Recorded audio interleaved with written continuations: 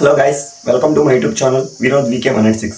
Today video topic is AP MCET final phase details ని వీడియోలో క్లారిటీగా ఎక్స్ప్లెయిన్ చేస్తాను.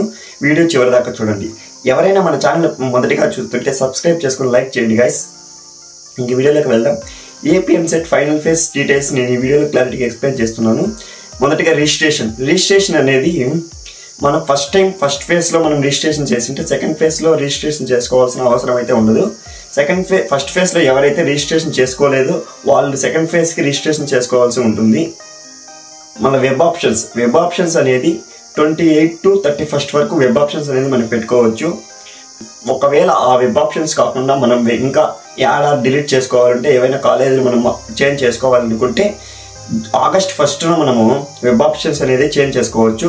సీట్ అలాట్మెంట్ అనేది August 4th గవర్నమెంట్ అయితే రిలీజ్ చేస్తుంది. August 4th నుంచి August 8 వరకు మనం సెల్ఫ్ రిపోర్టింగ్ అనేది చేయాల్సి ఉంటుంది కాలేజ్ దగ్గర.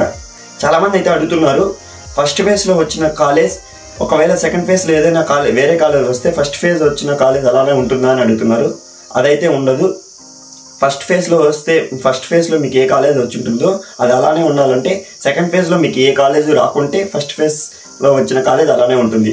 ఒకవేళ మీకు సెకండ్ ఫేజ్లో ఏదైనా కాలేజ్ వస్తే ఫస్ట్ ఫేజ్లో వచ్చిన కాలేజ్ అయితే ఉండదు. సెకండ్ ఫేజ్లో వచ్చిన కాలేజ్కి మనం సెల్ఫ్ రిపోర్ట్ చేసి ఆ కాలేజ్కి వెళ్ళాల్సి ఉంటుంది. ఫస్ట్ ఫేజ్లో వచ్చిన కాలేజ్ మటుకు మనకు ఉండదు. సెకండ్ ఫేజ్లో వస్తే ఒకవేళ సెకండ్ ఫేజ్లో ఏ కాలేజీకి రాకుంటే నీ ర్యాంకు తగ్గట్టు ఏ కాలేజీ నువ్వు పెట్టకుండా నీకు రాకుంటే ఫస్ట్ ఫేజ్లో వచ్చిన కాలేజ్ అలానే ఉంటుంది. మనం ఆ కాలేజ్కి వెళ్ళొచ్చు. ఒకవేళ ఏ కాలేజ్ అయినా వస్తే ఆ కాలేజ్కి మనం ఖచ్చితంగా వెళ్ళాల్సి ఉంటుంది. Self report August 4 to August 8 వరకు చేయాల్సి ఉంటుంది. ఓకే గాయస్, నెక్స్ట్ వీడియోలో కలుద్దాం. బాయ్.